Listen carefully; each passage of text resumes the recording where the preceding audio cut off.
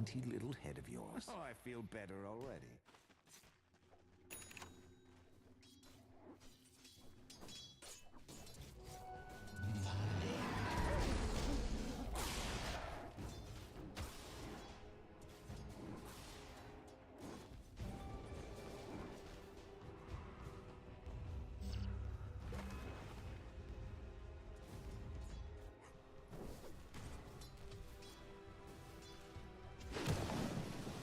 Hello, people. Welcome to game number one in a best of five series grand finale between Apex Genesis versus the Hut.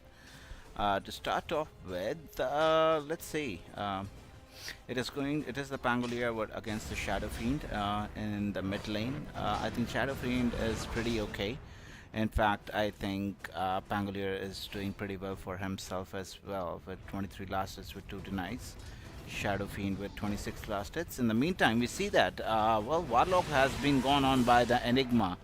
Well, he is able to live a little low on HP. He's able to get his skill up, but Ursa is not that lucky. I think Warlock should be able to survive since he did apply a lot of slows. In the meantime, it is the Grimstroke who's a little low on HP but would be able to survive the onslaught because he's able to go towards the protection of his tower. So that's one good thing coming out for the Hut side. And with the carry Monkey King, well, Ursa, he just TP'd back, so I am not exactly sure he would be very happy in case if he dies. But Phoenix has also joined. He's not able to get the deny of the creeps. So this is back-to-back deaths for Ursa, and he will have to make a walk of shame. Does have boots available, so would not feel that bad. But again, it's bad, dude. It's definitely very, very bad. Alright, Shadow Fiend casting out couple of raises onto the Rubik, but Pangolier is able to secure the rune for himself, so would not be in any further danger. Phoenix little low on HP, being followed by the Grimstroke, but I think he should be pretty okay. No, the slows are more than enough, and Shadowfield is able to get the raise kill onto the Phoenix. A nice little bit of injection of gold for the Shadow Fiend, so yeah, he would be very happy in that context. Remind you, this is just the game number one in best of five series. So let's see how the series progresses.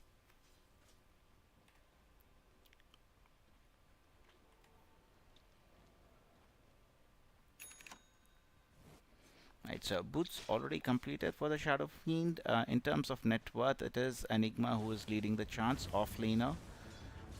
So he would be pretty happy the way this match is progressing. Apex Genesis would be very happy with the current looks of the net worth, at least, with Monkey King and the Enigma on top of the charts right now. So that's the fun part for them. Okay. Ashra is still only level 4. They have already taken his tier 1 tower. Could have been in a lot of danger. Phoenix trying to chase him, get him, and they are eventually able to. Okay, so this Usa is having a very bad game, bro. Yeah, he has to be very careful with what he does. In the meantime, we do see a black hole coming on to the Grimstroke, but I don't think they will have enough juice in order to.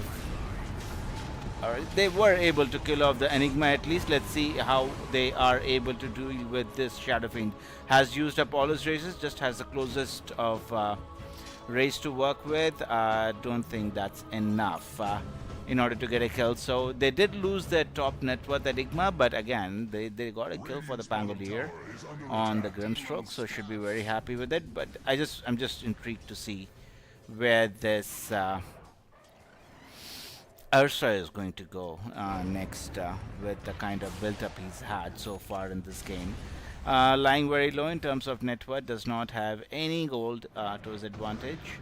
In the meantime, Pangolier is just having a good old time, bro. He is going for the new build with the Echo Saber, which is the Echo Saber build. So let's see. I would be very interested in seeing that. In the meantime, Dota, I think, crashed. Yeah, it definitely did crash. Sorry about that, people. Let me... No, it did not crash. If it did not, it's about to crash now. It just crashed, yeah. Just relaunching it. Give me a second, guys.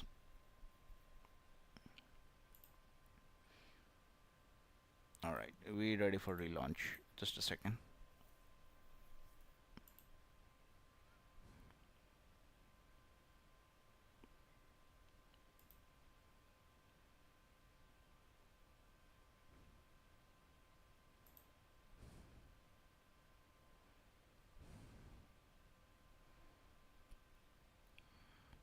Alright, we should be back up in a second, guys.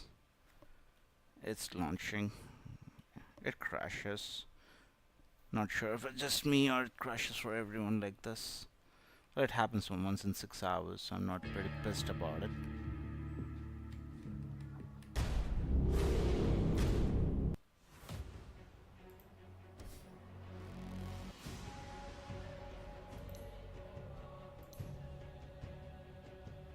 Right, we should have Elite League here. Yep. Back in it. See, that did not take long at all. Definitely not.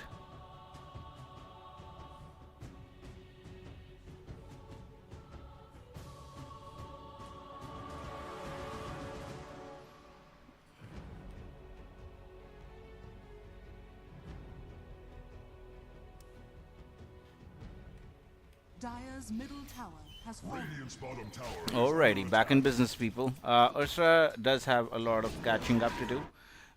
Is aiming towards his Battle Furious next source of item. Well, for his next item, he's not doing too bad, to be honest. He should be able to get his Battle Fury in minute 13, is what I'm expecting. Rest is still something we need to find out what the future holds for him. Dire's bottom tower is under attack.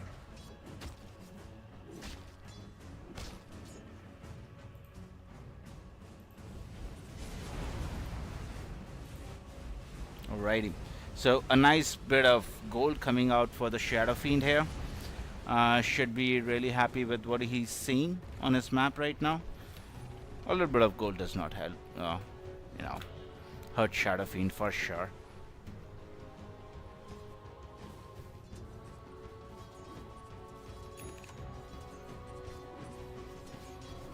Right, well, Enigma is doing Enigma things. Enigma is what does have his Blink Dagger completed. So let's see how his next progression. I'm pretty sure he'll be looking at BKB in the near future. But that is something which we still are in a process to find out. Okay, and attempt coming onto the Warlock. Well, yeah, it's just a Warlock, so it's pretty okay. The score is 11-5 with a 5,000 net worth advantage for Apex Genesis.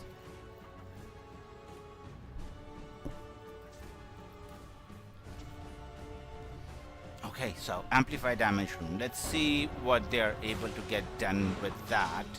Shadow Fiend could be in a little bit of trouble. Is gearing to go for it. No, he's just dead, bro. He would not be able to kill off the egg in time. In fact, Phoenix is able to jump on, get a kill onto the Grimstroke as well. May yet stand. Okay. I'm not exactly sure if he really wants to be here on the Ursa. Black Hole being committed, which helped them take down the Darkseer, but I think that should be the end of engagement. I think he probably wanted to get Ursa into the mix as well, into the range of his Black Hole, but was not able to successfully do so.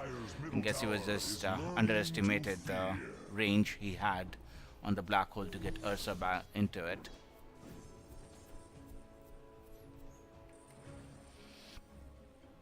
Alright, so what we see is 3 cores from Radiant on the top of the network chart, led by Enigma, Monkey King, and the Pangolier. Okay, a little bit of D-Ward action coming out from Ruvik. He has some nice spells he can steal, most definitely. Darkseer, Warlock, Grunstroke. Why the heck not just steal the ultimate of Shadow Fiend, which is what? Requiem Souls. Yeah. So all the skills are going to be nice and neat for him. Monkey King just jumping in, jumping out, clearing waves. In terms of item progression, Monkey King has his Echo Saber completed. Next item of choice is going to be a Blink Dagger, going into an Harpoon. So let's see how far Ursa is from his BKB. We are already what about almost that cost him a lot. I don't think he should have been there. I would have preferred he just completing his BKB first before doing anything on the map. BKB Blink is something, you know. Ursa can reliably then go in and say, yeah, I have some confidence I can go in with. But before that, if anything goes wrong, he's just dead. That's the fact.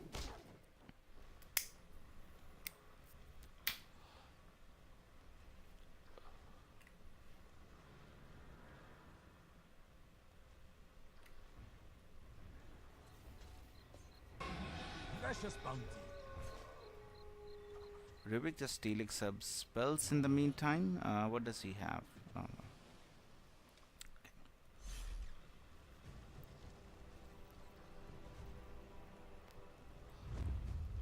A smoke coming out from Apex Genesis. Let's see if they're able to. Well, they know where the Dire team is for sure. I think they're just going to go and settle for Ursa. If they are able to find him, would be the big question. It would be so sad for the sorcerer if he loses his life now. They're so close to him. They are able to locate him. He's in a shit ton of trouble. Uses Enrage, tries to get out. It is the egg which has been committed. And Ursa is not even able to take down the egg. But it is a Shadow Fiend who comes in. Enigma coming down with the Black Hole. I'm not exactly sure if he's going to use that. I don't even think they require the Black Hole to be committed, because there is a lot of damage coming out from the Monkey King and the Pangolier, which brings down the Shadow Fiend in the process. So 2 deaths for the Hut and 2 core heroes. So that's not good news. I think they would be losing their tier 2 tower in case if things continue. Well, they did lose their tier 1 tower pretty early in the game.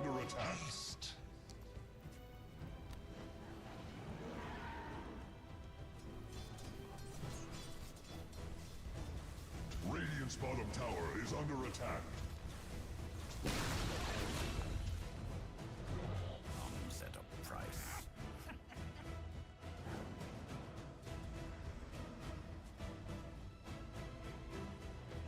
Dire's middle tower is under attack.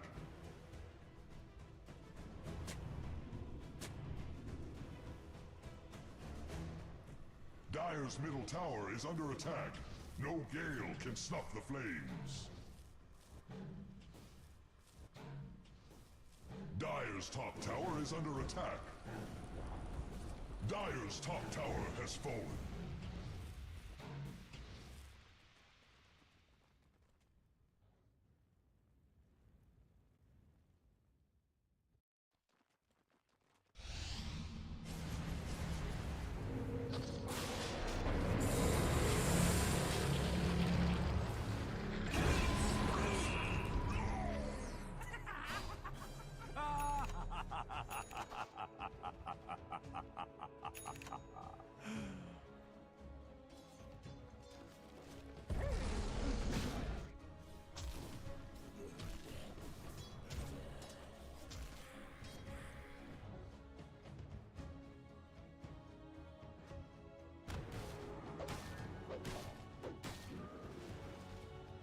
Dire's middle tower is learning to fear.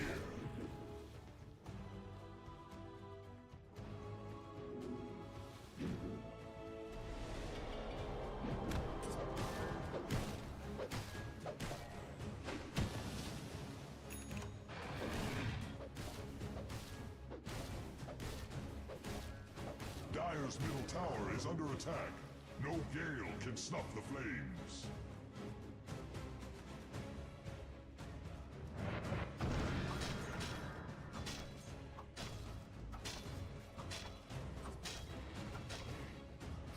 13,000 net worth advantage for the side of Apex Genesis right now. Let's see how much they are able to build onto this advantage, what they have at the moment. Right, Ursa with his BKB completed is about, say, 400 gold away from this Blink Dagger. I think that's when he would be feeling a little more comfortable in terms of, well, his farm is going to go up significantly higher now since he has his Battle Fury. Alrighty, well, it's pretty much a farm fest at the moment. Most probably it's a 14,000 net worth advantage, as we mentioned earlier, so it's going to take some time in order to bring it back to the place where they want it to be. I'm talking about the hut for sure. Okay, it is a couple of TPs coming out to the bottom lane. It's a kind of a flank which Apex are bringing onto Ursa. I'm not sure how much. I think they have an idea that there is some sort of fishy thing happening. They don't have Grimstroke. This is so any which ways it is 4 into 5. It is going to be the Ursa who's found the first in the engagement. However, it is the Darkseer and the Warlock who are definitely going to fall as the 2 kills coming out. So they will be pretty happy with what they get. At least they're not going home empty-handed. Taking some time for them to get the kill, but nonetheless they eventually get the kill onto the Darkseer as well. They were lucky. They did get out with their Ursa and the Shadow Fiend. It is only the offlaner and Warlock which was lost. They would not mind it, but I think it was basically for Mr. Roshan, and that was more of the situation. But they would be able to successfully claim it. No fight coming out from the Dire side now for the Aegis for sure.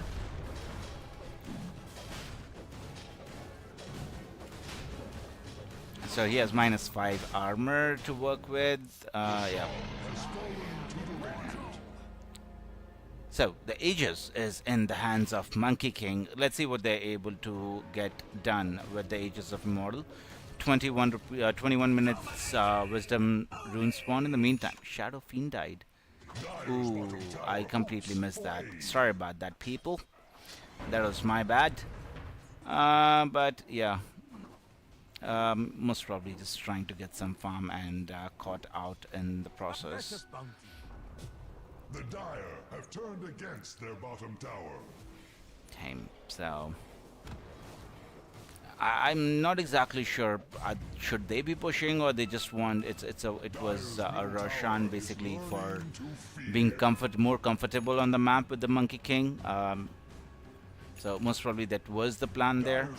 They don't have Black Hole for another 122 seconds. Most probably that is the reason that they are not playing that aggressive, and most probably that was used in order to get a kill on Shadow Fiend as well. That's what my guess is. But what's not my guess is that they are up by 50,000 net worth. Other side, roll has been already committed. Let's see, it's a nice boundless strike on 2 heroes which just deletes the Grimstroke. Along with that, Shadow Fiend is the next to fall. Definitely it is going to be Ursa next. Darkseer comes in, throws out all his spells before he runs back to the base, and finally ends up giving a kill for the Monkey King. And Monkey King has a triple kill, and there is no one alive to fight on the side of the hut. So this is a very good gold net worth advantage. They are up by 20,000 gold. They stepped into the base of the Dire side, killed all the heroes, came out unscathed. So they barely, well, they did take some damage, but yeah, that can be shrugged off pretty easily. So no more injection of gold for the hut in this team. So they will really have to go back to their hut and see what draft they want to bring out for the next game, because this game is like 95% over. is what I'm guessing. Most probably it's 95% over this game, Dyer's bottom tower is under attack. and it's 5% chance that they have Ursa, which they can go to late game with. Dyer's top tower is feeling its mortality. But yeah, looks difficult, people. Looks very, very difficult with 21,000 gold to cover. Well, to be on the positive side for the hut, they still have a lot of towers to take, so they have a lot of gold lying around on the map currently. And if they can somehow, you know, manage to get a couple of core kills for themselves, they're right back in it. Well, maybe not couple, maybe I would say 4 kills back to back on the cores without losing too much. Maybe you lose your Grimstroke once or twice, or Warlock in that process. But in case if the cores keep dying, it's going to be very difficult for the hut to make a comeback in this match. But it's not over. The match is still progressing. Let's see how it goes.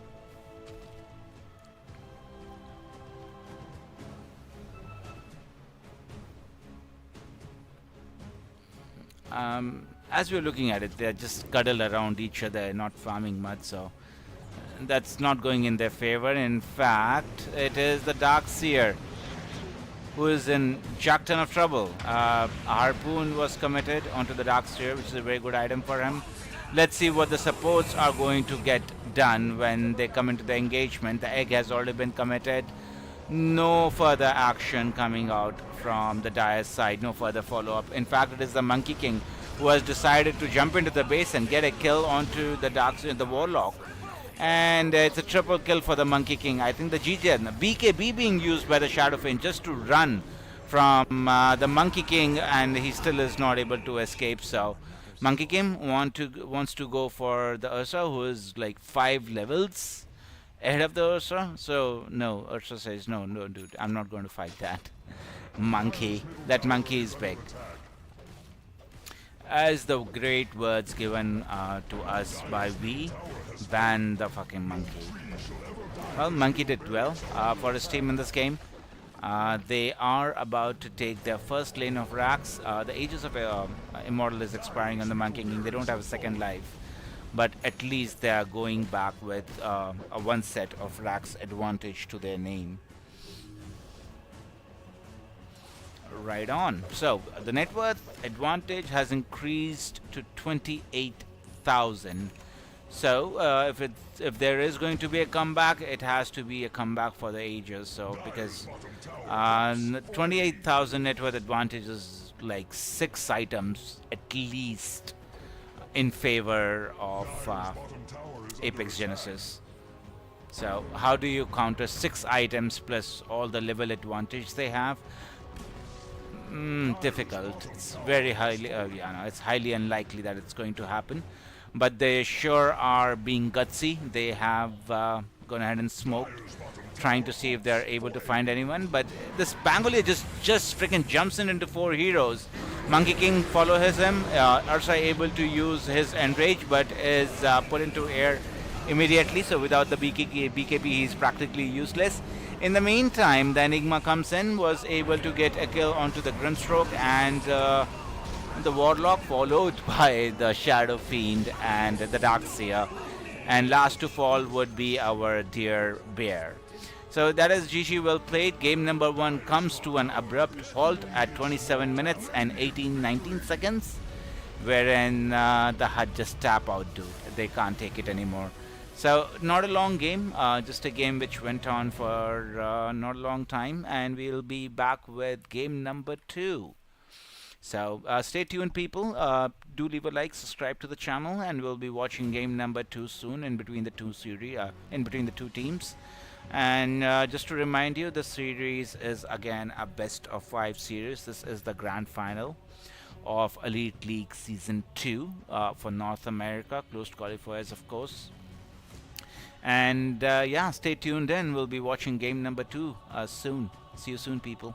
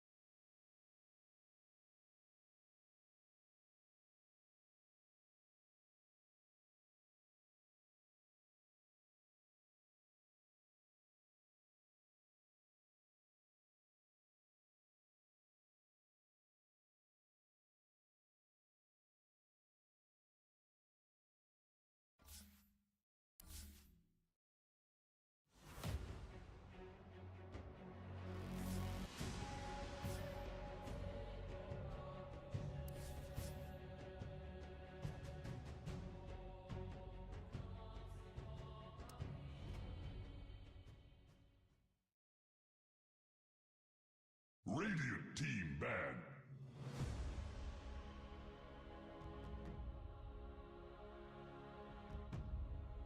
You have 10 seconds left. Dire team ban.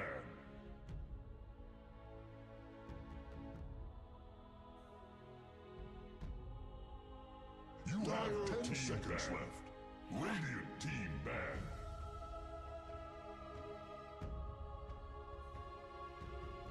Dire team ban. Hello, people. Welcome to game number 2 in a best of 5 series.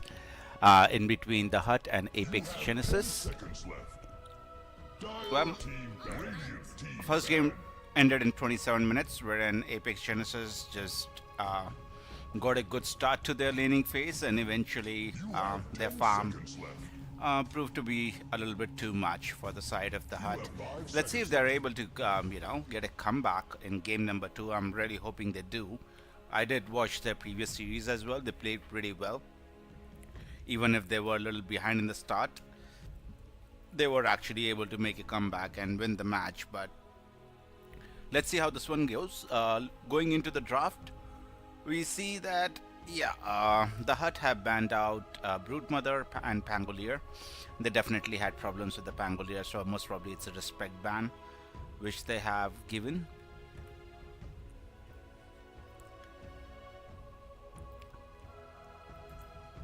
Right. Radiant team pick. And then the Phoenix, which is the next hero to be banned by the Hut.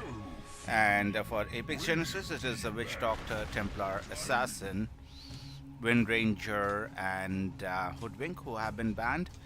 The Shadow Fiend did not do well in the last game, mind you, for the Hut, but most probably it's a comfort hero, and that's the reason they're picking Shadow Fiend. Yeah, but we have to Seconds left. wait and see what actually are the goods they come up with.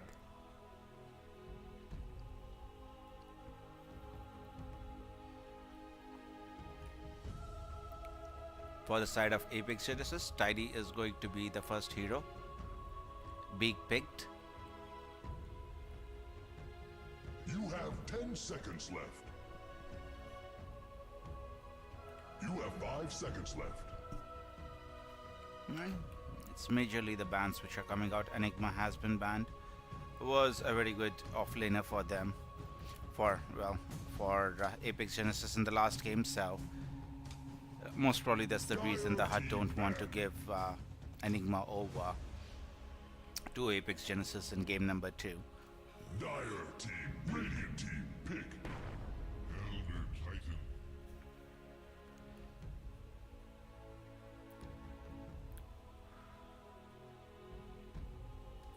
I feel that's a great pick with Tidy, the Elder Titan. You have 10 seconds Does left. not do much wrong. You have Even if 5 he's able to seconds throw out his spells at Dilator, not a big deal.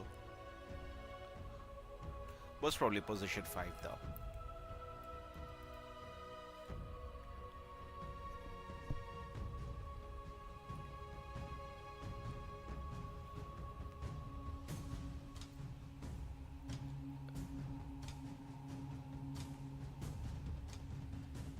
For the side of Hut, this is going to be pick number 4 overall in the draft.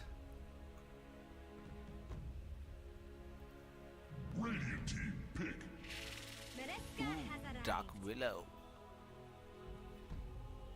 A cool hero in this patch, to be honest. I really like what they did with the hero, with all the Brabble speaks so annoying in majority of the phases of the game. You have 10 seconds left. You have 5 seconds left.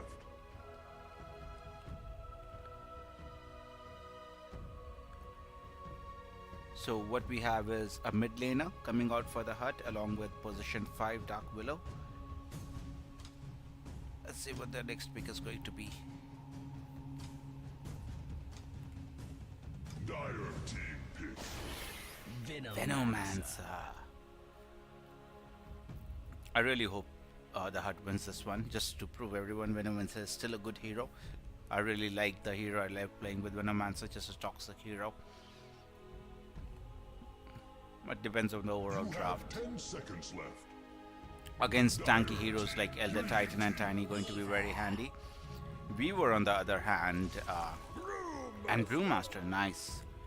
This is a combination for the top lane, I suppose, or is it going to be position 1 Tiny, position 3 Brewmaster, position 1 Weaver, and position 4 Elder Titan. Or Tiny can go You have 5 bot, seconds left. or Tiny could be the off laner or the mid laner. It's a flex pick. He can be played in any role which is required. So a pretty versatile hero, to be honest.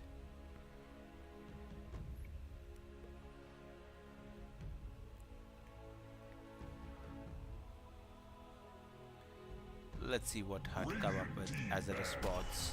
Slaughter. Okay. It's great against Weaver. Just stud lock him and kick the shit out of him before he can use his time lapse. So some sort of disable for the Weaver is always nice, and again they get free You detection have on 10 him seconds left. in case if a Slardar is able to reach level You 6 have 5 seconds in left. time and get the ball rolling. Dire team ban.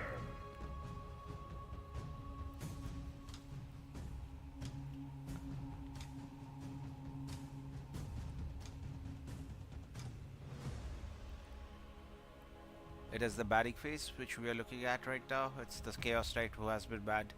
You have 10 seconds left. Pretty heavily contested hero, to be honest. I've rarely seen him lose. I did see him lose today as well. But again, he's a very highly contested hero nonetheless.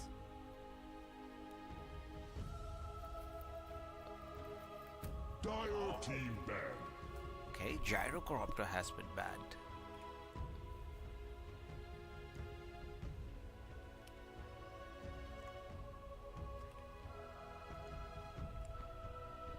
Last two bans of the banning phase, then we will have just the mid laners, which has to come out for the Hut. Well, I think the Hut already has the mid laner in terms of Shadow Fiend.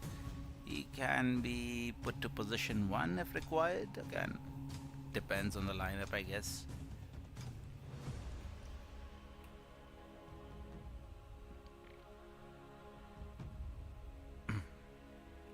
You have 10 seconds left.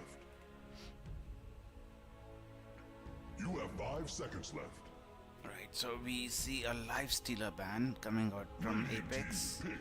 and Troll Warlord by the Hut. So finally we are entering the ending phase of the draft, wherein let's see what the picks are going to come up. What does the Hut need? Crowd control maybe? They have the Venomancer, Dark Willow. You have 10 What seconds looks good in the draft? You have 5 seconds left. Interesting. They have 19 seconds of buffer time left. A carry. I don't know. Play PL? Fuck's sake. Earth Shaker. So it's what, position 1 Slardar? Position 3 Earth Shaker? Position 2 Shadow Fiend? Or they can follow a different route. They can give Venomancer a position 3. They can put Earthshaker on position 4/5, swapping with the Dark Willow. Position 1 Slardar and position 2 Shadow Fiend. Does that even sound right?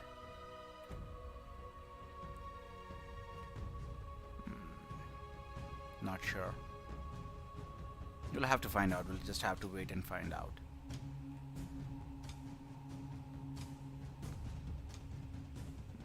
The draft is I think it has to be position 1 Shadow Fiend for sure. That's what my guess is.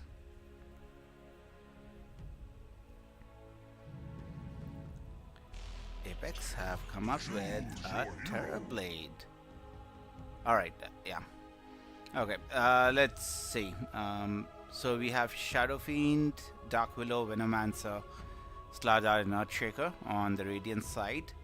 And on the Dire team, we are going to have Wish on Tiny, Yamsen on Elder Titan, Bignam on Weaver, Fade on Brewmaster, and Samson on Terrorblade. So yeah, this is going to be one heck of an interesting match. I really like the draft coming for Epic Genesis. They have a wonky draft, bro. It's a very wonky draft for my liking, to be honest.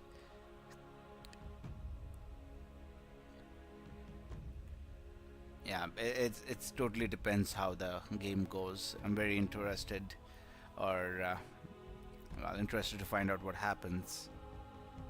But nonetheless, this is going to be a very exciting match. Just to remind you, this is game number 2 in our best of 5 series, and it is the grand finale. So the winner takes it all. And this first game was won by Apex Genesis. We are in game number 2. Let's see if the Hut are able to level out the series, or we are going to a game number 3 wherein the Hut would be in a lot of pressure. I'm not saying they're not in a lot of pressure right now, but again, that's something we have to find out very soon, or we'll be finding out very soon. Right, pause at the start of game. Always appreciated. The pattern is complete.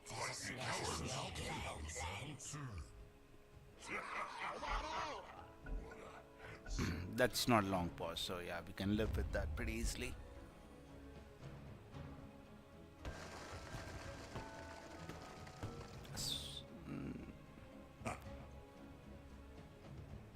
Apex Genesis are actually coming right down the middle, so we might see a first blood coming out. I just feel the Hut have to be very aggressive to start with, because in case if Terrorblade gets out of control and if he gets the farm, Shadow Fiend will not have enough in order to counter the Terrorblade. Unless the Dark Willow gets freakishly farmed and then is able to kill the Terrorblade all by herself. That's also a possibility. I'm not saying that's not a possibility. It can happen. It has happened a lot in the past, wherein the fucking Dark Willow becomes the ultra carry and, you know, carries everything or anything. 30 seconds to battle.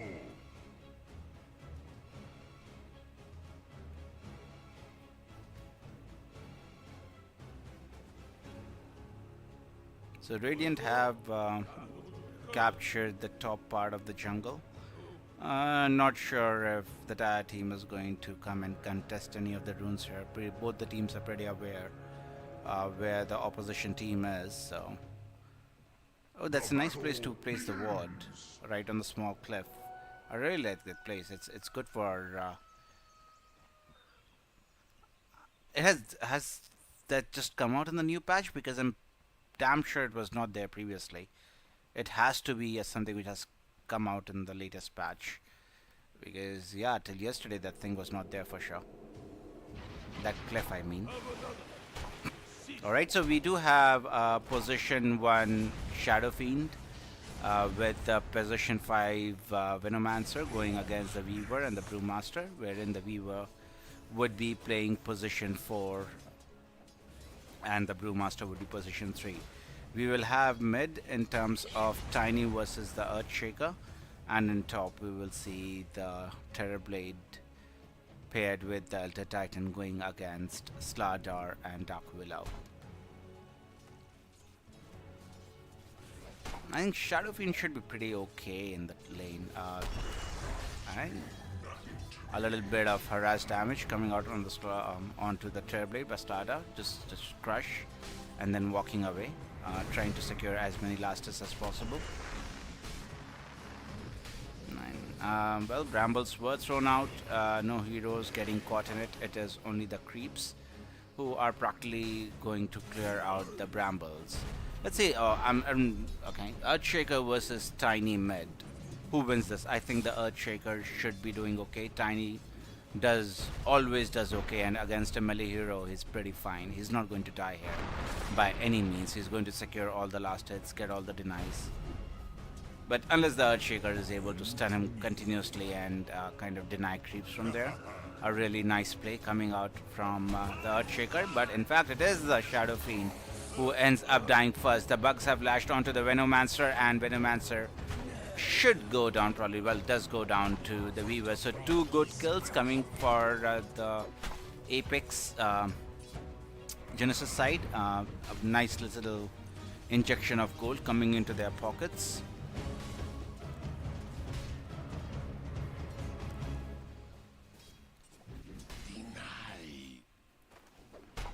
Right, so, well, I would still say it's a pretty quiet start, just 2 kills. Shadow Fiend is doing pretty bad in terms of last hits, actually. He just has 9 last hits. No denies in order to boost his raises. Well, in the mid lane, it is, well, to be honest, the Earthshaker is doing absolutely bonkers against Wish. On the Tiny, he has like 14 last hits, 5 denies, against a Tiny who has like now 10 last hits and 2 denies.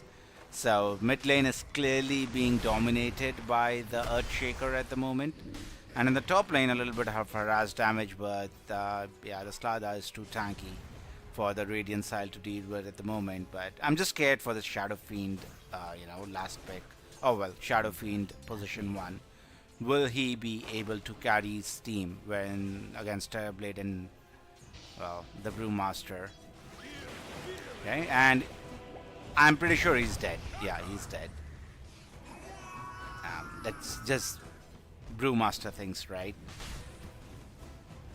You get slowed, you get caught by the bugs, lot of armor reduction, any hit is going to do a lot of damage, and eventually does end up going down. So out of the 3 kills which Apex have at the moment, it is 2 kills on their position 1 counterpart, which is the Shadow Fiend. Not great start for the hero, but yeah, he's a Shadow Fiend. He should be able to catch up in the latest stages of the game, if he's allowed to do so. That would be the big question. Earthshaker, a little bit short on the mana side of things, has to use the bottle to provide some. That is the 4-minute runes which he would be able to get in order to refill his bottle. Should be pretty okay. Terrorblade taking shit ton of damage. Oh wow, that's a big hit coming out from the Dark Willow, and it is the Elder Titan who could be in a little bit of trouble. One more bash coming. This is the bash hit from the Slardar if he's able to get so, but no, he actually gets caught in the trees and is not able to get the follow-up, and the healing salve being committed by the Elder Titan. He should be pretty okay, but in the meantime, the poor Shadow Fiend, dude, they're not going to let this guy live, right? No. Yeah.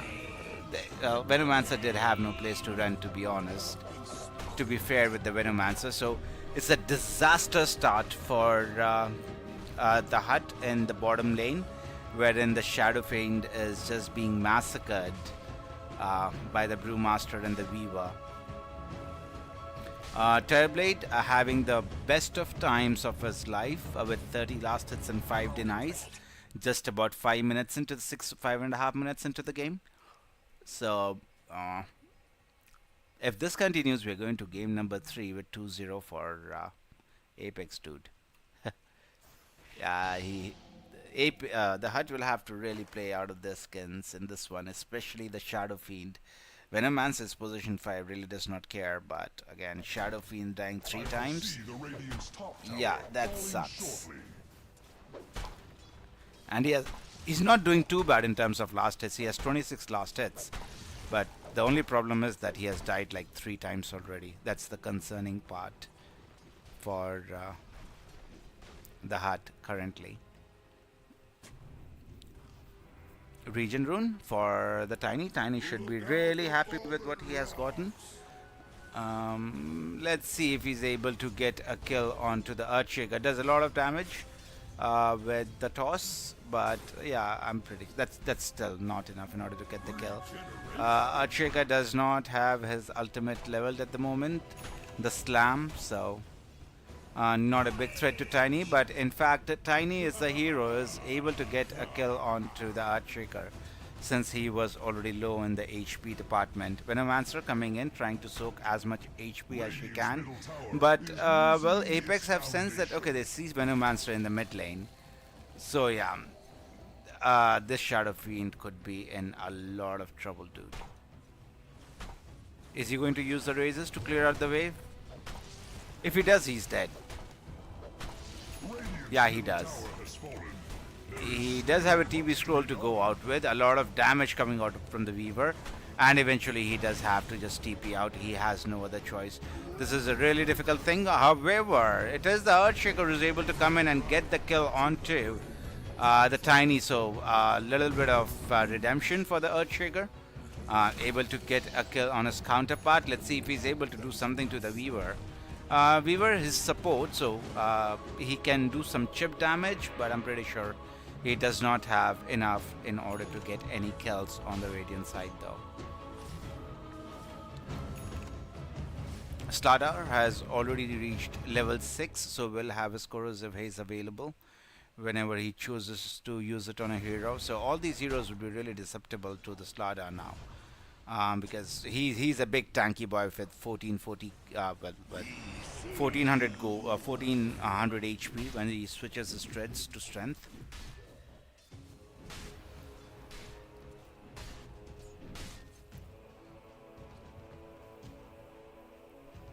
Right, so a slight 3k net worth advantage. I don't think the it is 6-1 at right now, but yeah. I hope the Shadow Fiend does not die again, bro, because yeah, a little bit of redemption for him. That's so nice. At least we might see a fight now, because yeah, that this guy has been struggling like crazy. Just has the power, the tread boots at the moment. The Weaver would be after his life, and paired with the Tiny. So in case if they find him, he's dead. And let's see what's happening. Let's go bottom, boys. Yeah, he's dead again, bro. Your life's in tatters. He's just bad again. Yeah, he should have gotten out of there when he had the opportunity. Don't know if he had the opportunity, but yeah. Weaver was heading towards him along with the Tiny, so. Dire's middle tower is under attack.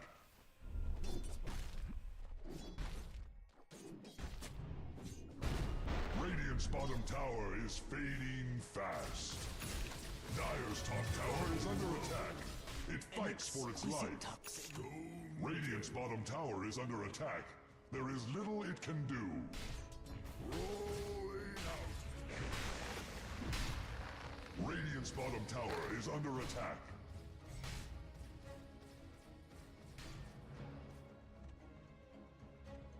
Radiant's bottom tower is under attack.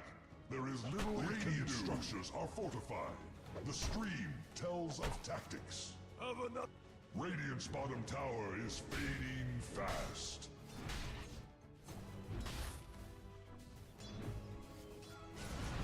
Radiant's bottom tower is under attack. Radiant's bottom tower has fallen. Dire's top tower is feeling its mortality. The Dire have fortified their grove. Dire's top tower is under attack.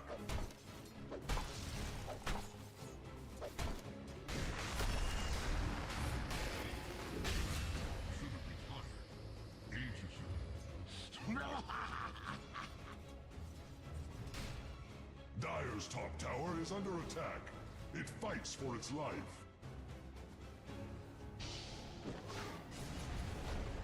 Dire's top tower is feeling its mortality.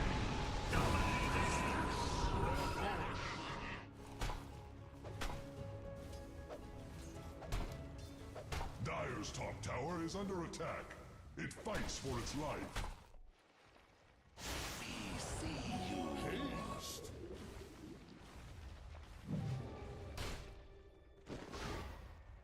They always said things would catch up with me. God, I hate that Here's little a runt. carbon footprint for you.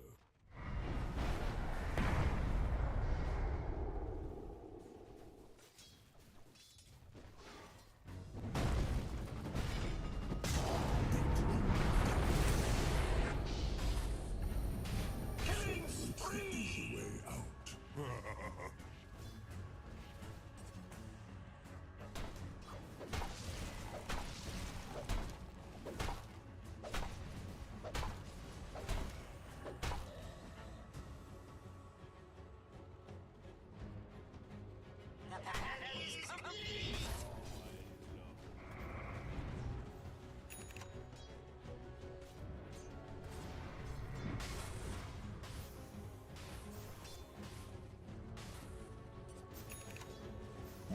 Radiant's middle tower is under attack. It will fall like a ripe apple.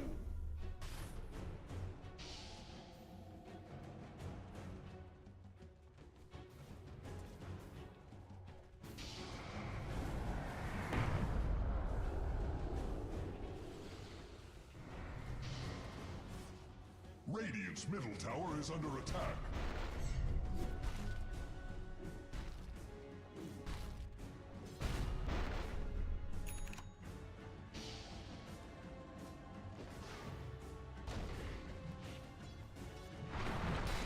Dire's top tower is under attack.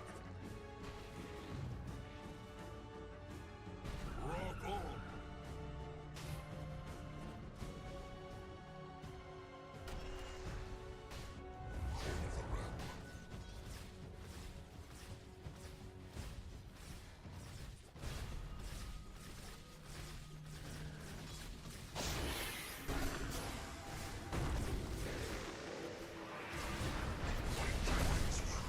I was a mischief never count. Oh, well.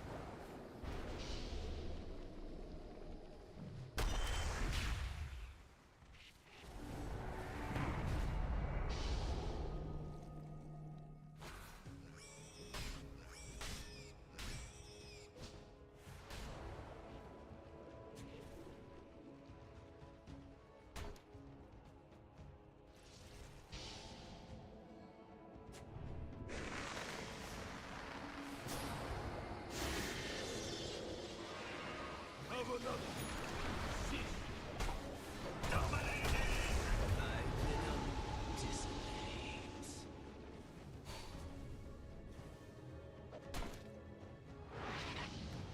Here's fear in your eyes.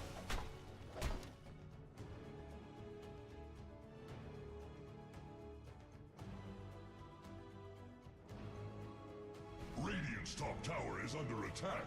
It shall encroach no more.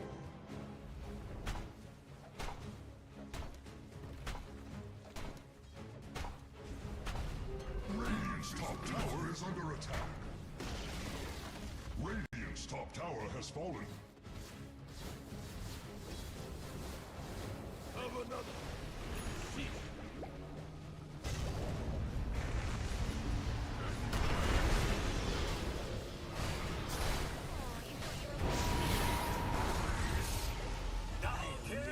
To kill everyone.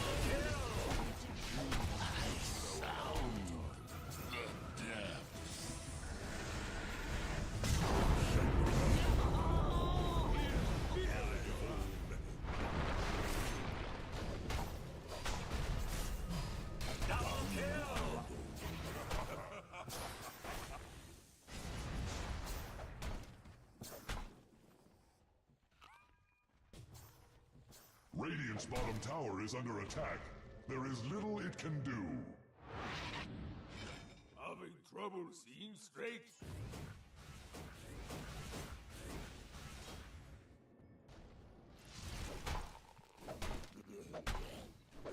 Radiant's middle tower is under attack. Have another. See. Radiant's middle tower is losing its foundation. Double kill! Killing spree! Triple kill! You.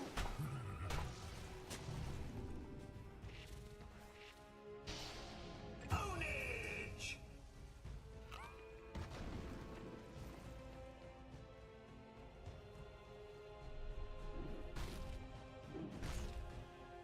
Radiant's middle tower is under attack.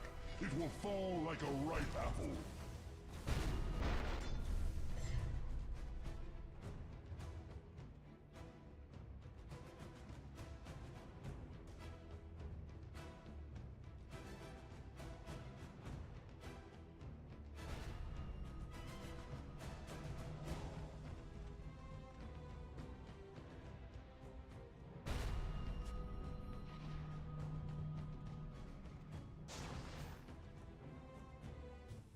Roshan has fallen to the Dire.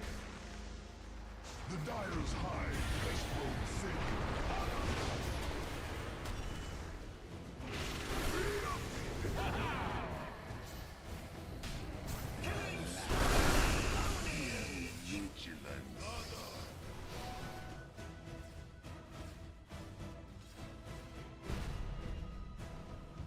Dominating! Double kill!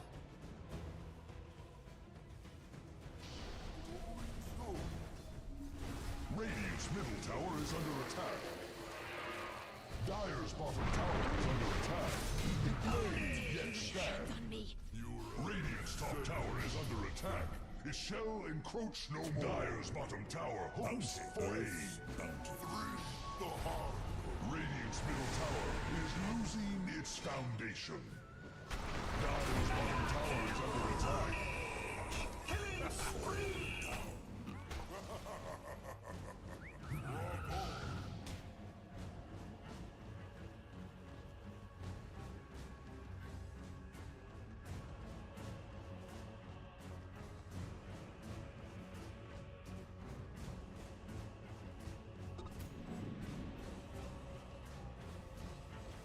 Radiant's bottom tower is fading fast.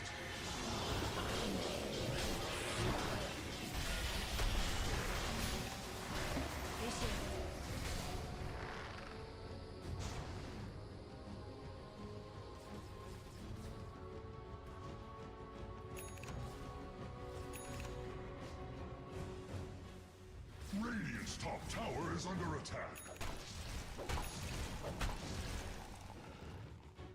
Go for my tower. I foresee the Radiant's top tower falling shortly.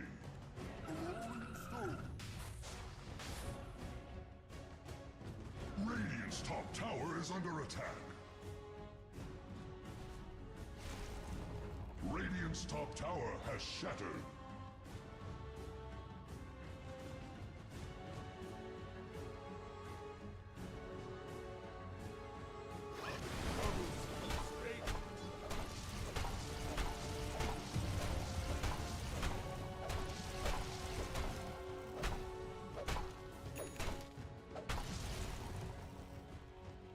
Dominating! Ownage!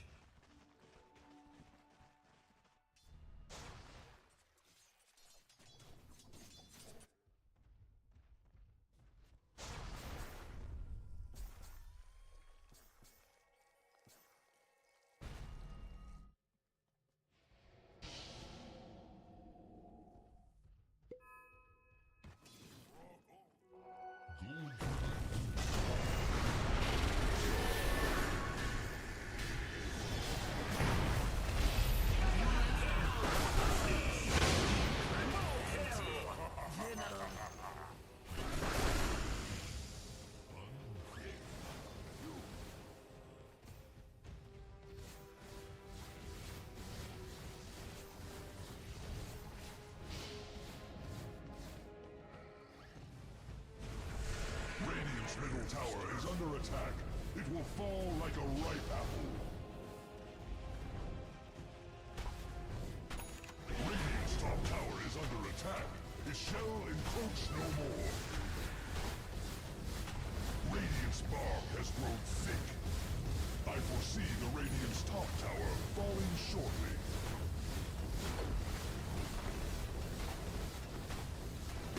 Radiant's middle tower is losing its foundation.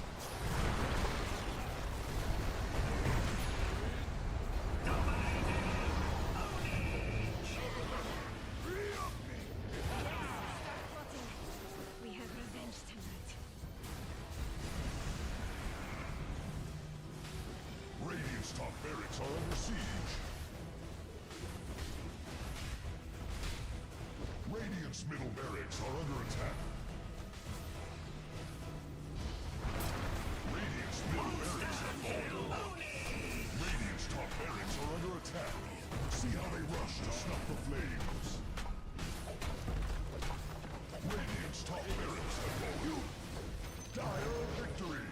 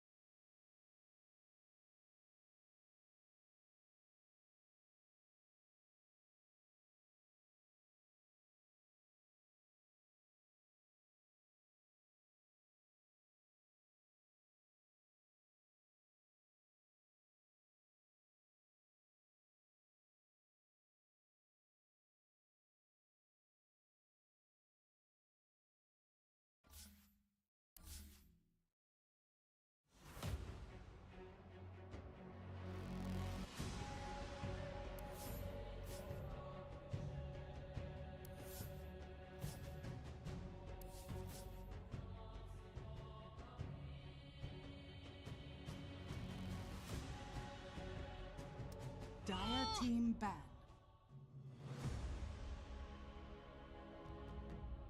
Dire team ban.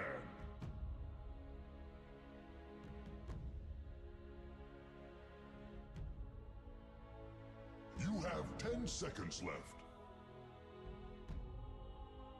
You have 5 seconds left.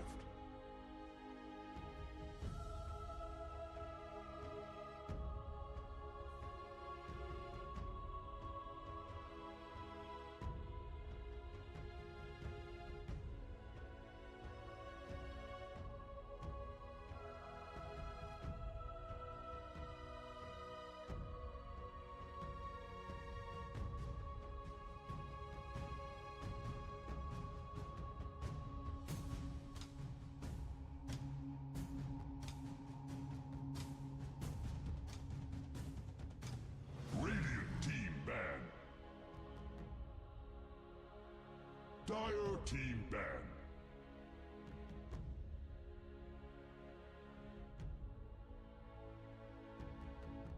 You have 10 seconds left. You have 5 seconds left.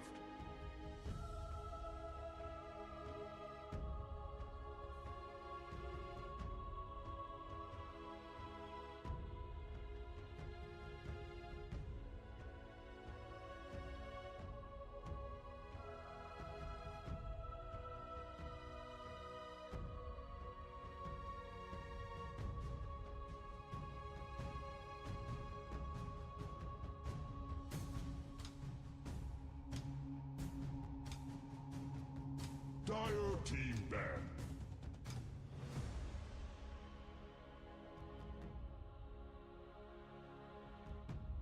You have 10 seconds left. You have 5 seconds left.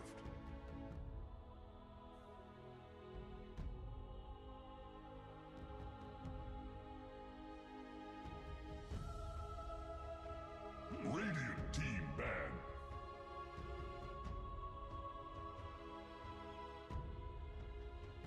Radiant team pick. Dire team pick.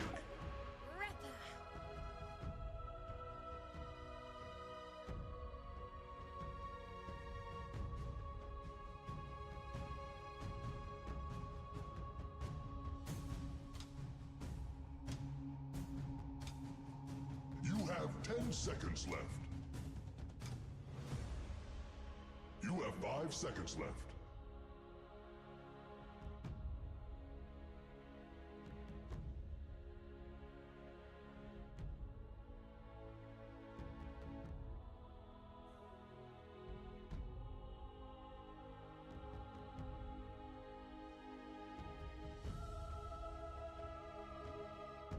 Radiant team ban.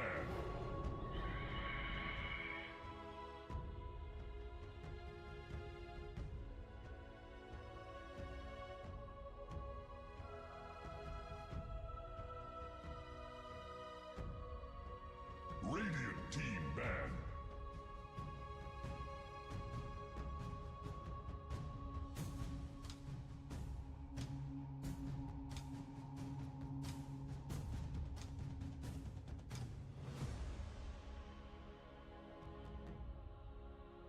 You have 10 seconds left. You have 5 seconds left.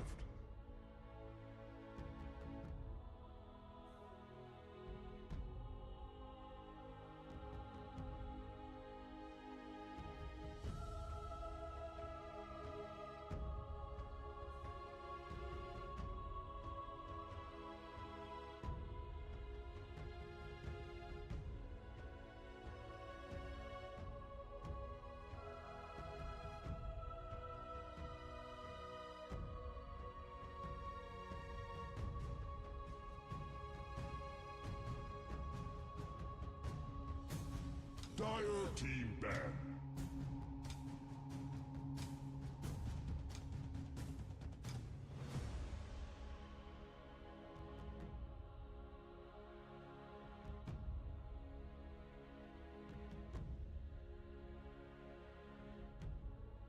You have 10 seconds left. You have have 5 seconds left.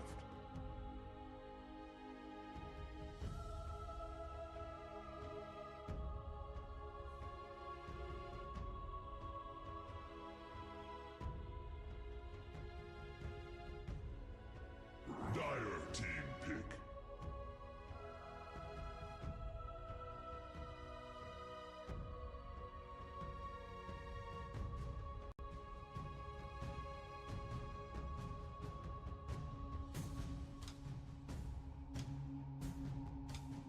You have 10 seconds left.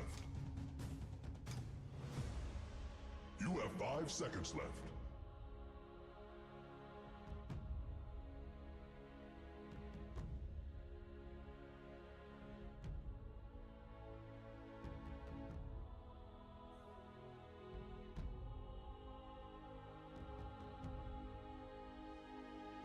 Radiant team pick. Punja.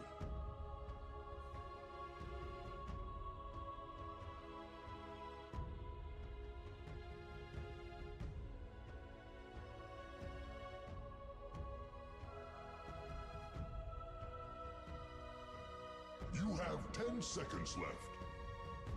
Radiant team pick. Elder Titan. Dire team pick. Storm Spirit.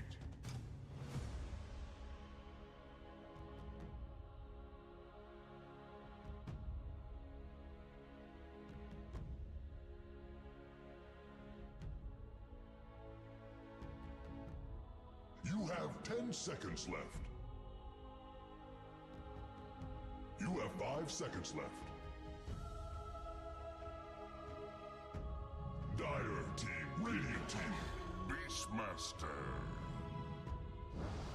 Flinks.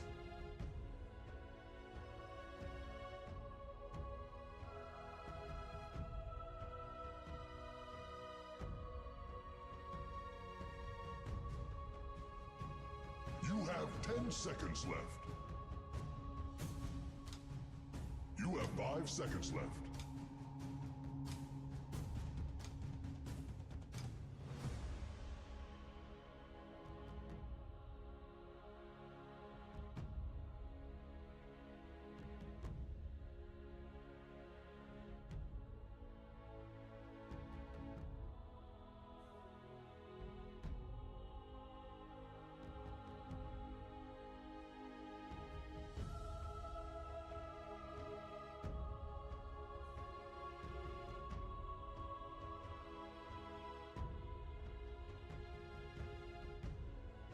Radiant team ban.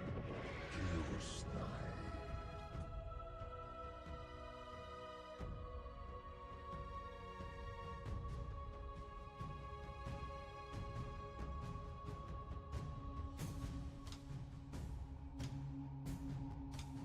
You have 10 seconds left. You have 5 seconds left.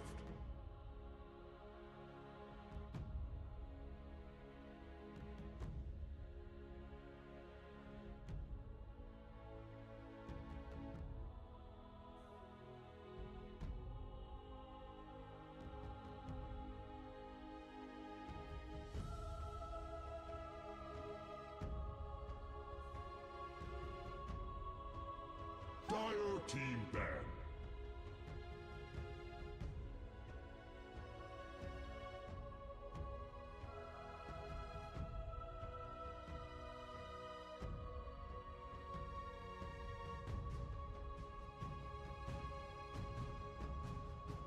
Hello people, welcome back to game number 3 between Apex Genesis and the Hut. So far we have, this is again a best of 5 series. First 2 games was convincingly won by Apex Genesis. It was kind of shellacking which the Hut have received in the first 2 games. Specifically, I would say the second game worse than the first. The first game ended in 27, the second game ended in 23. So this has been a very short series so far. We are hoping that the Hut are able to mount some sort of comeback in game number 3, but that's something which we would know very soon. Other than that, looking at the draft, it is going to be the Hoodwink, Elder Titan, Storm Spirit, and Chaos Knight as the first 4 picks for Apex Genesis. And for the hut, it's going to be Phoenix, Pudge, Beastmaster, and Klinks. I hope the Purge works for them, bro. I seriously am hoping that Pudge really makes some sort of difference to their draft and, gives in some lifeline into this series.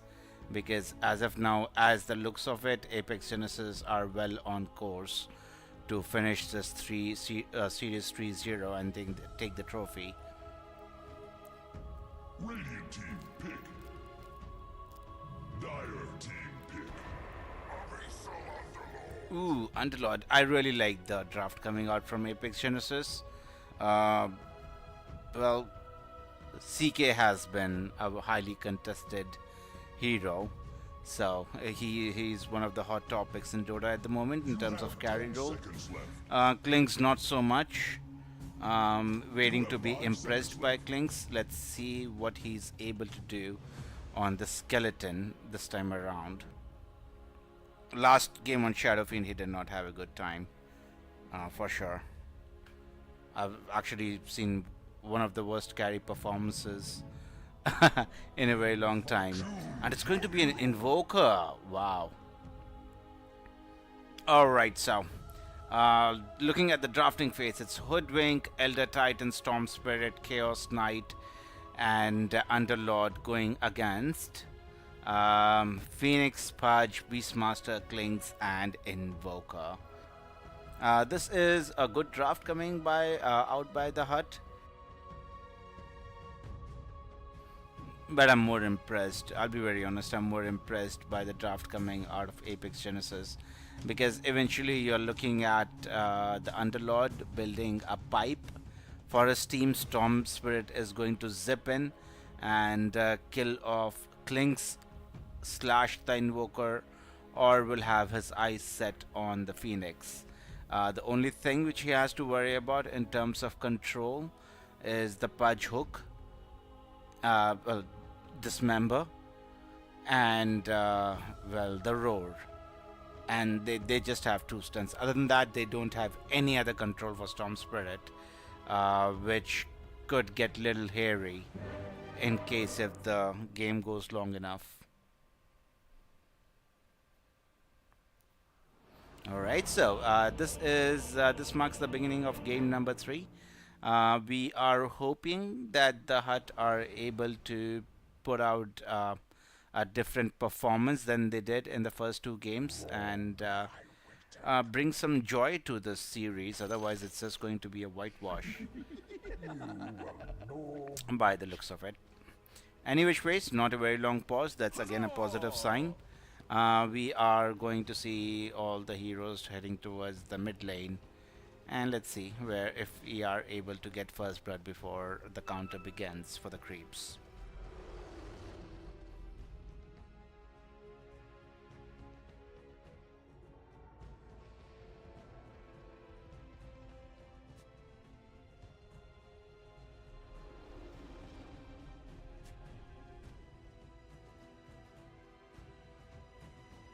So bored.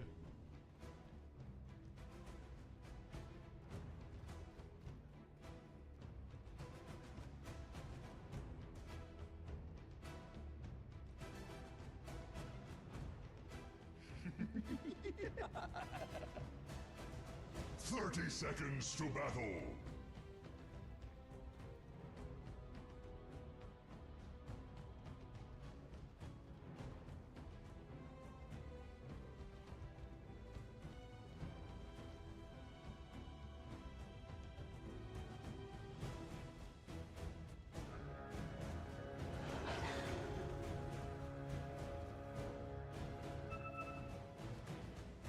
The battle begins!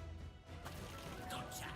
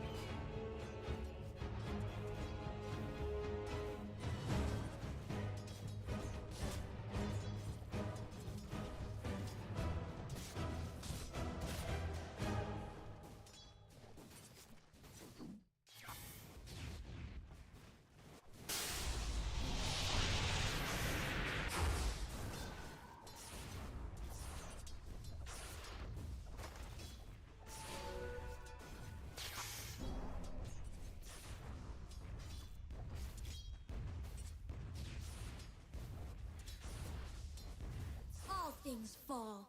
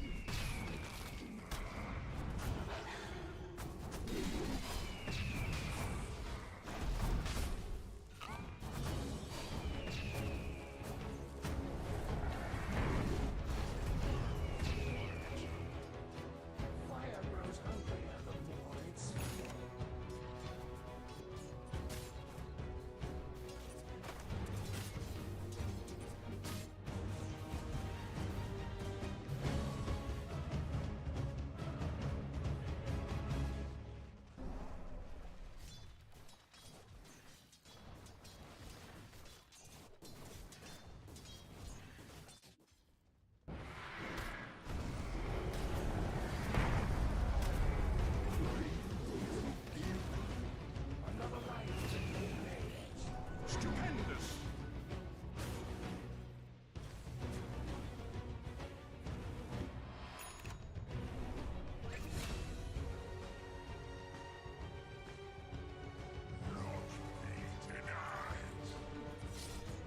Radiant's bottom tower is under attack. The Radiant have called upon their defenses.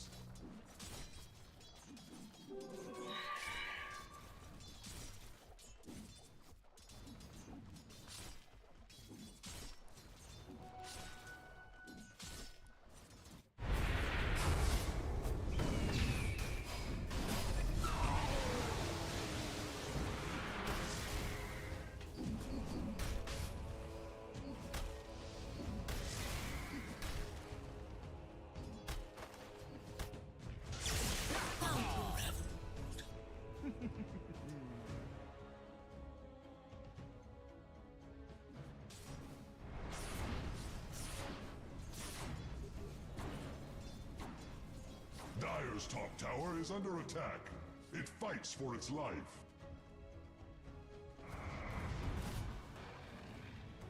Dire's top tower is under attack. You made a will? How about making me some new buffs?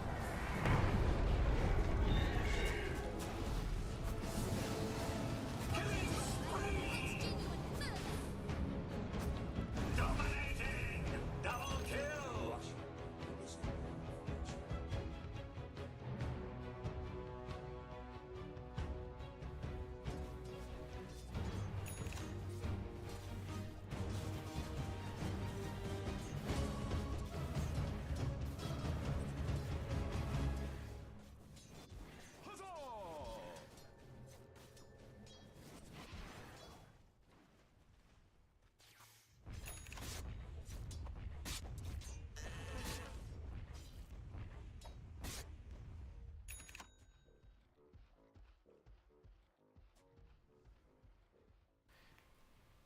Right, so at the moment, as we see it, the game is pretty much even.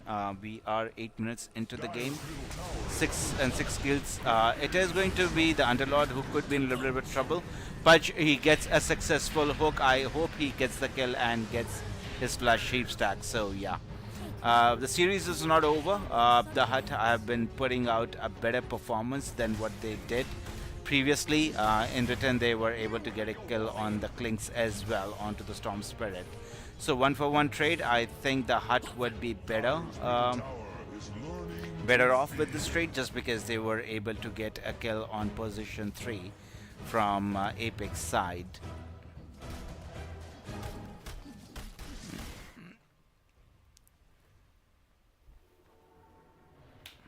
Okay, a rotation coming out from the Storm Spirit and the Hoodwink into the Dire jungle.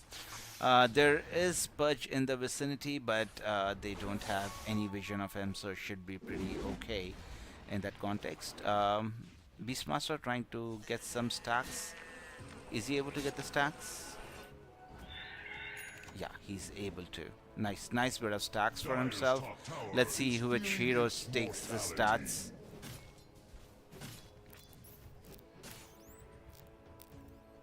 Dire's top tower is under attack.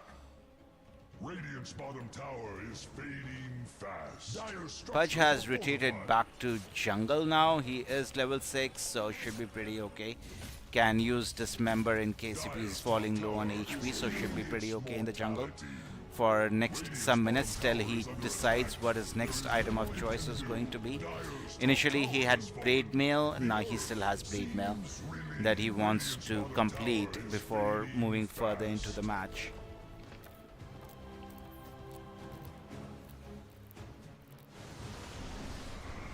Righty. Stud does not connect onto the Invoker, so should be pretty okay. Would be able to retrieve back to the safety of his teammates. It fights for its life. Multiple heroes descending upon in the river at the bottom side of the map, but I don't think there's going to be any engagements. Both the teams are pretty content in getting their farm and being away from each other as much as they can, is what the story seems to be like.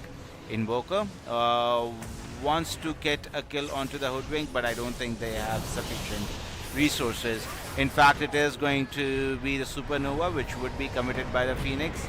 And after that, the Chaos Knight shows in, gets a kill onto the Phoenix, who would be the first casualty of war. Invoker is dusted up, would not be able to escape. In fact, it is the man with the briefcase who has the last laugh on the Invoker. And this is again a position 5 who is bashing the Invoker into the next match. And well, ouch, that really hurt as an Invoker, bro. A position 5 and kicking you like that? Yeah, not the best of feelings, to be honest.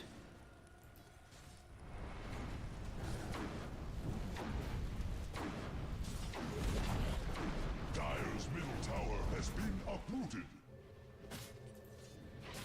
Perfect. So it is the mid tower which has been taken, and the Beastmaster could be in a little bit of trouble. I don't think he has any means of escape at this point in time. Well, a couple of his boars might live. Yeah, they do live, but the main hero is down, so the efficiency game is just not there for these boars.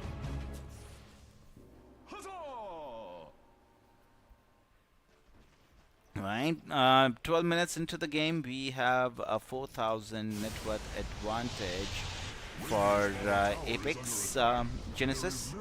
Let's see if they are able to continue building on this lead with the ball they have rolling. In fact, with just kills like these, it's, yeah, it seems the ball has already started rolling. It just started to happen when that Chaos Knight showed up, got a couple of kills. He is a little bit low on HP right now, but should be pretty okay in that context. And he's pretty ballsy too, dude. With such low HP, he's just farming a creep cam. Well, the Dire don't have any tier 1 tower to work with, so he's kind of feeling safe that none of the heroes are going to approach him or flank him from any direction.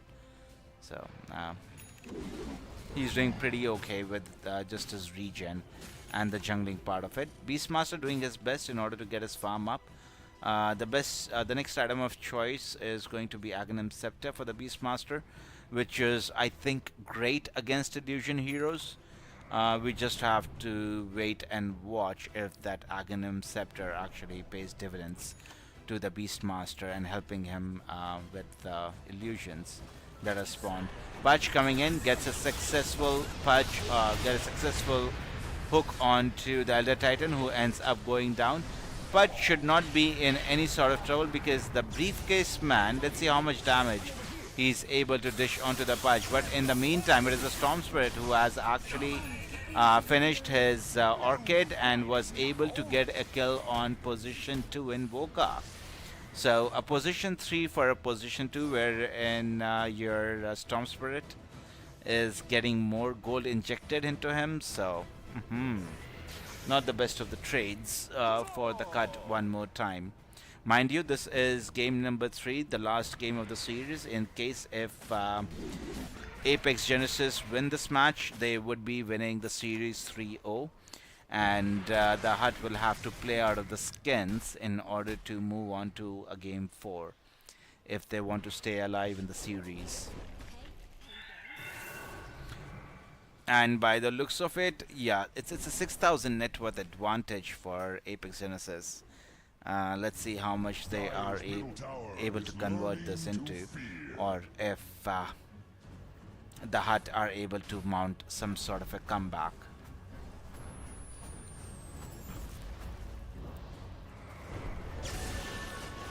That hook just missed, bro. The V-type, the shadow feed. Oh no, that's a big feed, bro. That feed was not supposed to be there. It is the next. It's going to be the Underlord who's going to be the next casualty of war. Maybe this is what the Hut needed in order to get their campaign back on track.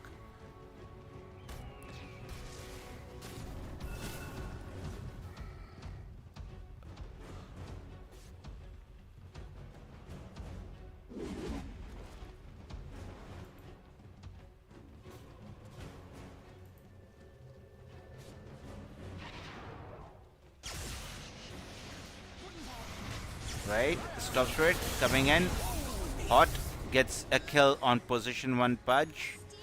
And Pudge, I don't think he does have his blade mill completed. But yeah, it's 15 minutes into the game, dude. How much is this blade mill going to help you against a Chaos Knight who has an armlet and an Orchid to go with the bracer and the power treads?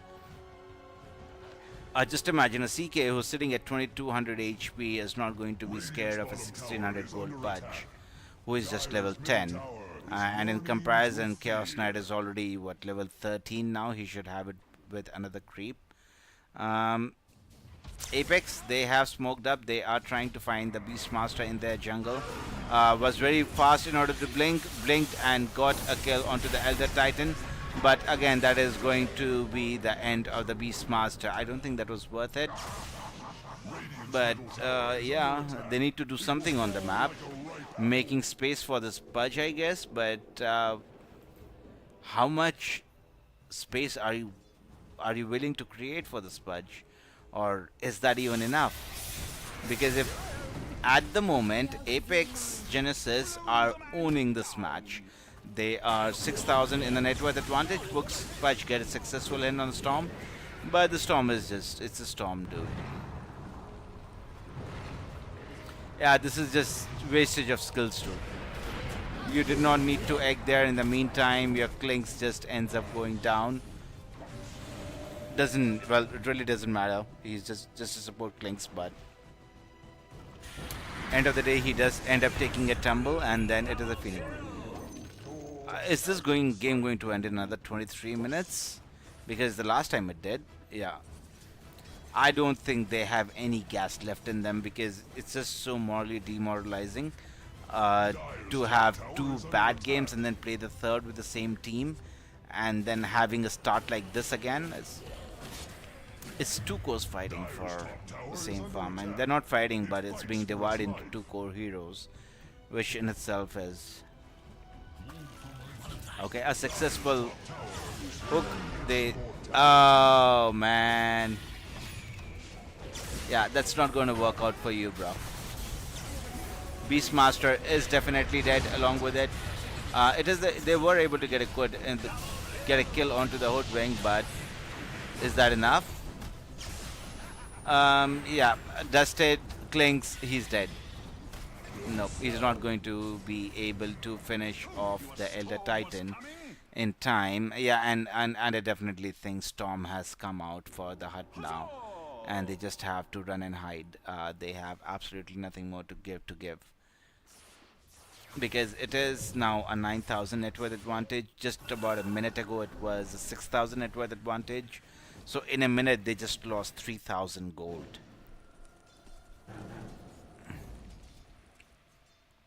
That's almost an extra item on one of the heroes from the side of Apex in comparison to the hut.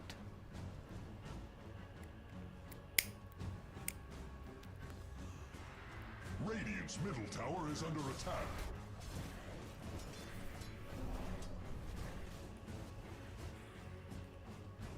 Alright, a successful hook on to a creep. Pudge is still trying to catch up. I'm not exactly sure if he can afford to go for a Daggerips directly because the Storm is just killing him solo right now, dude.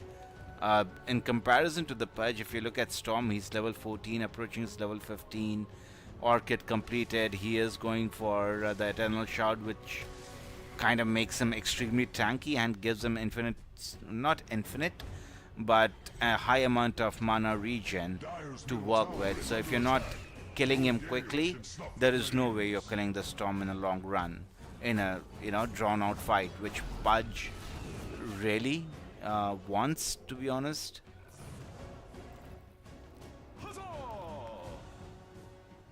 Dire's bottom tower is under attack. And at the end of it, we have really not discussed anything about the CK, who is happily farming himself towards the Manta style. Should have it in. No, he still has to get one more item on it. Yeah. Now he has his Manta style completed onto the Chaos Knight.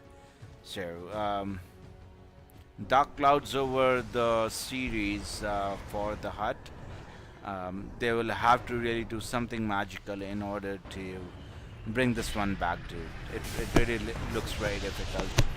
Pudge, at least, yes, he can be used as an escape mechanism, but ends up paying with his life.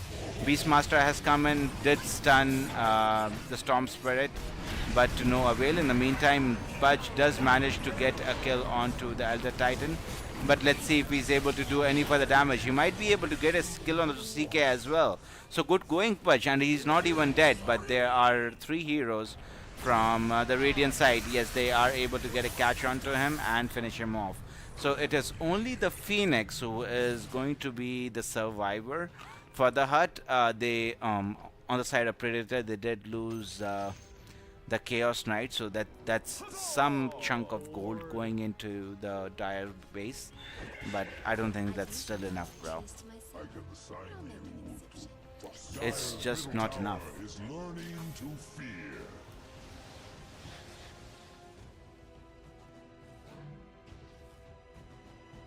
Dire's middle tower is under attack.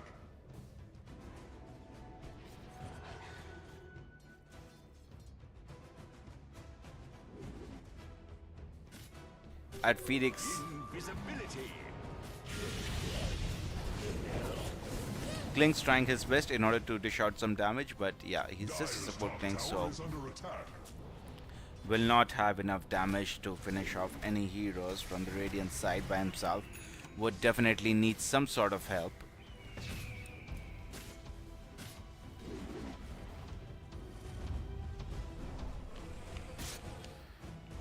Pudge trying to get his BKB, which is still quite far away, about say 1,000 gold away from his BKB, maybe more, but yeah. Even if he gets his BKB, I'm not exactly sure how effective he's going to be. He'll need at least one more item to be more effective in the engagements, otherwise he's just going to be a non-factor at the end of the day.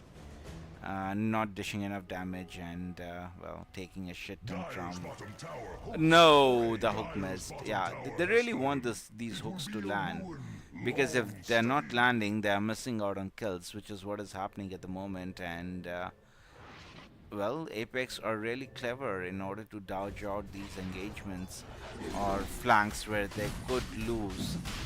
But in the meantime, cheese. No, it's just the. Okay.